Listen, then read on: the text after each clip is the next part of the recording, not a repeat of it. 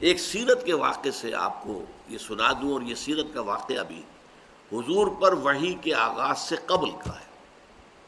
ابھی آغاز وحی نہیں ہوا تھا۔ آپ کو معلوم ہے 25 برس آپ کی عمر تھی جب آپ کی شادی ہوئی ہے حضرت خدیجہ الکبریٰ رضی اللہ تعالی عنہا سے،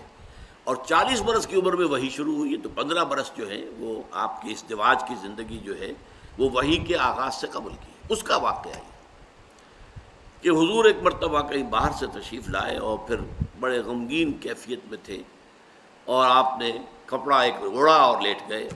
حضرت خدیجہ نے سمجھ لیا کہ کوئی غم اور کوئی رنج کی بات ہے، پوچھا کیا معاملہ ہے؟ فرمایا میں گیا تھا ذرا مکے سے باہر نکل گیا تھا، فلاں وادی میں نے دیکھا ایک قافلہ ٹھہرا ہوا ہے، ایک قبیلہ ہے، ان کے جسموں پر کپڑا نہیں ہے، کھانے کو ان کے پاس کچھ نہیں ہے، نہایت لاغر ہو گئے فاقوں کے ذریعے سے، اور میرے پاس کچھ ہے نہیں کہ میں ان کی مدد کر سکوں۔ یہ کیوں؟ دولت بہت تھی، لیکن دولت تو تھی حضرت خدیجہ کی، حضور صلی اللہ علیہ وسلم کی ذاتی دولت تو نہیں تھی۔ تو اس پر حضرت خدیجہ نے رضی اللہ تعالیٰ، یہ تفسیر کبیر میں یہ واقعہ موجود ہے امام راضی کی، آپ سے کہا اچھا آپ جائیے فلاں فلاں بڑے بڑے سردار تھے، چودھری تھے قریش کے، انہیں بلا لائیے۔ وہ جب آ گئے تو اتنی دیر میں اتنا بڑا ڈھیر اشرفیوں کا لگا دیا کہ جب آئے ہیں تو حضور بیٹھے ہیں تو چھپ گئے اس ڈھیر کے پیچھے۔ پھر حضرت خدیجہ نے تمام لوگوں کو گواہ بنایا کہ آپ سب لوگ گواہ رہیں، میں نے یہ ساری دولت محمد کے حوالے کر دی صلی اللہ علیہ وسلم، وہ جہاں اور جیسے چاہیں خرچ کریں۔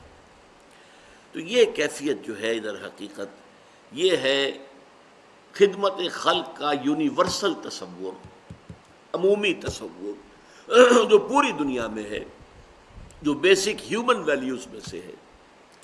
اور یہ تصور وہ ہے کہ جو حضور پر وحی سے پہلے پورا کا پورا موجود تھا آپ کی شخصیت میں، آپ کی سیرت میں۔ ابھی وحی نہیں آئی ہے لیکن یہ چیزیں موجود تھیں، اس لیے کہ واقعہ نوٹ کیجئے کہ جب پہلی وحی آئی ہے اور حضور سراسیمہ ہو گئے ہیں، فرشتے سے جو ملاقات ہوئی غار حرا میں، ایک نیا ایکسپیرینس تھا، نیا ایکسپیرینس بالکل، تو بڑی طبیعت کے اندر جو ہے وہ ایک دہشت کی سی کیفیت تھی۔ تو سیرت کی کتابوں میں آتا ہے جب آپ آئے ہیں تو آپ پر لرزہ طاری تھا، اور آپ نے کہا زملونی زملونی، مجھے کمبل اڑھا دو، لیٹ گئے، آپ کو بخار ہو گیا، اور آپ نے کہا خشیت علی نفسی، مجھے تو اپنی جان کا اندیشہ ہے، یہ کیا میرے ساتھ واقعات پیش آنے شروع ہوئے ہیں، مجھے اندیشہ ہے کہ میں ہلاک نہ ہو جاؤں۔ اس پر حضرت خدیجہ نے فرمایا، عرض کیا اللہ آپ کو ضائع نہیں کرے گا، آپ تو یتیموں کی سرپرستی کرتے ہیں، بیواؤں کی خبر گیری کرتے ہیں، مسافروں کی مہمان نوازی کرتے ہیں، بھوکوں کو کھانا کھلاتے ہیں، آپ میں تو یہ اوصاف موجود ہیں، اللہ تعالیٰ کبھی آپ کو ہرگز ضائع نہیں کرے۔ یہی بات حضرت ابوبکر صدیق کے بارے میں آتی ہے۔ جب حضرت ابوبکر صدیق رضی اللہ تعالیٰ عنہ جب انتہائی مخالفت ہو رہی تھی اور قریش جو ہے وہ کھلم کھلا مسلمانوں کو نماز نہیں پڑھنے دیتے تھے، تو انہوں نے کہا اچھا میں ہجرت کرتا ہوں، میں بھی جاتا ہوں حبشہ کی طرف جہاں اور لوگ چلے گئے۔ مکے سے نکل پڑے ہیں تو ابن الدغنہ ایک بڑا سردار تھا، پہلوان تھا، طاقتور آدمی تھا، صاحب اثر تھا، وہ راستے میں مل گیا۔ وہ مگر کہاں چلے؟ فرمایا کہ میری قوم مجھے عبادت نہیں کرنے دیتی خدا واحد کی، تو میں اب جا رہا ہوں اپنا گھر چھوڑ کر، ملک چھوڑ کر۔ فرمایا نہیں، تم تو غریبوں کی سرپرستی کرتے ہو، تم بیواؤں کی خبر گیری کرتے ہو، تم بھوکوں کو کھانا کھلاتے ہو، we can't afford to lose you، ہم ہرگز آپ کو نہیں جانے دیں گے، آپ چلیے اور میری امان میں ہیں آپ کو کوئی نہیں روکے گا۔ تو حضرت ابوبکر واپس آ گئے، لیکن ابن الدغنہ نے یہ بات کہہ لی کہ آپ بلند آواز سے قرآن نہ پڑھا کریں، آپ اپنی نماز پڑھیں، آرام سے پڑھیں، لیکن بلند آواز سے نہیں۔ یہ بلند آواز جب آپ کی آواز نکل جاتی ہے اور دوسرے گھروں میں پہنچتی ہے تو اس سے ان لوگوں کا جو رد عمل ہوتا ہے وہ شدید ہوتا ہے۔ تو چند دن تو حضرت ابوبکر نے اس کی پابندی کی، پھر آپ نے کہا تم اپنی امان اپنے پاس رکھو، میں یہ کام نہیں کر سکتا، اور آپ نے بلند آواز سے قرآن مجید پڑھنا شروع کر دیا۔ تو میں صرف اس وقت جو میں نے عرض کیا ہے وہ یہ ہے کہ خدمت خلق کا ایک یہ تصور ہے جو ہر شریف انسان میں، ہر سلیم الفطرت انسان میں، قطع نظر اس سے کہ اس کا مذہب کیا ہے، اس کی قومیت کیا ہے، وہ کس ملک کا رہنے والا، یہ کامن ہے، یہ یونیورسل ہے۔ البتہ اب دوسری ڈائمنشن ہے خدمت خلق کی، وہ ہے خاص طور پر اسلام سے متعلق، اس لیے کہ اس کا تعلق ایمان سے ہے۔ ایمان ہمیں کیا بتاتا ہے کہ یہ دنیا کی زندگی عارضی ہے، اصل زندگی آخرت کی ہے۔ وَإِنَّ دَارَ الْآخِرَةَ لَهِيَ الْحَيَوَانُ، اصل جو ہے آخرت کا گھر جو ہے وہ اصل گھر ہے، اصل زندگی ہے۔ اب سوال یہ پیدا ہوتا ہے کہ اس دنیا کی زندگی میں کسی شخص کو بھوک لگی ہوئی تھی، اس کے پیٹ میں بھوک کی آگ لگی ہوئی تھی، آپ نے بجھا دی، کھانا کو دے دیا، کھا لیا، اس نے بھوک بجھ گئی۔ لیکن وہ شخص چل رہا ہے اس راستے پر کہ جو اگلی زندگی میں آخرت میں جہنم کا ایندھن بنے گا، اس کے لیے آپ نے کچھ نہیں سوچا، تو آپ بڑے شقی ہیں، بڑے اگر یقین ہے آپ کا، اصل میں معاملہ بہت بڑا اگر کا ہے، اٹس اے بگ اف۔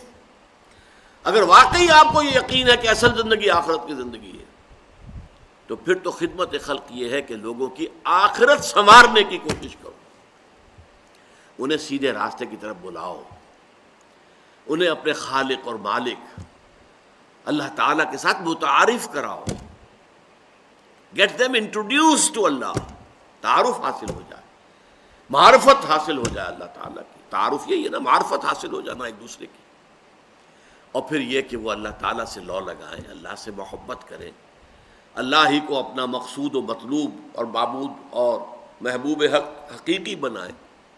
تاکہ ان کی آخرت درست ہو۔ اگر یہ ہم نہیں کر رہے، اور ظاہر بات ہے کہ بھوکے کو کھانا کھلا دیا تو نیکی کا کام تو ہے، لیکن وہ چل رہا ہے اس راستے پر کہ جو اسے جہنم میں لے کر جا رہا ہے، اس راستے سے بچا کر اور جنت کے راستے پر لوگوں کو ڈالنا، جہاں ابدی راحت ہوگی، جہاں ہمیشہ ہمیشہ کے لیے روح و ریحان و جنت نعیم، اس راستے پر لے آنا، یہ سب سے بڑی خدمت خلق ہے۔ یہی وجہ ہے کہ وحی کے آغاز سے پہلے اور وحی کے آغاز کے بعد یہ آپ کو کنٹراسٹ نظر آئے گا سیرت محمدی میں صلی اللہ علیہ وسلم۔ وحی کے آغاز سے پہلے وہ نیکی کا، خدمت خلق کا تصور، بھوکوں کو کھانا کھلانا، مسافروں کی خدمت کرنا، بیواؤں یتیموں کی سرپرستی کرنا، یہ بدرجہ تمام و کمال سیرت محمدی میں موجود ہے۔ لیکن جیسے ہی وحی شروع ہو گئی اور یہ حقیقت منکشف ہو گئی کہ اصل زندگی تو وہ ہے، یہ تو عارضی ہے،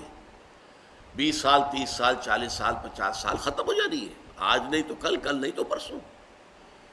کوئی شخص اگر جھگی میں رہ رہا ہے اس کو بھی موت آنی ہے، اور کوئی شخص محل میں رہ رہا ہے اس کو بھی موت آنی ہے، اور بالآخر ڈیتھ دی لیولر ایک نظم ہم نے پڑھی تھی، ایف اے کے کورس میں ہوتی تھی، کہ موت تو آ کے سب کو برابر کر دیتی ہے۔ بڑے بڑے محلوں میں رہنے والے اور بڑے جو ہے گدیلوں پر سونے والے اور مخملی جو ہیں، ان کے سارے لباس اور یہ، لیکن یہ کہ بہرحال پھر انہیں مٹی میں مل کر مٹی ہونا ہے۔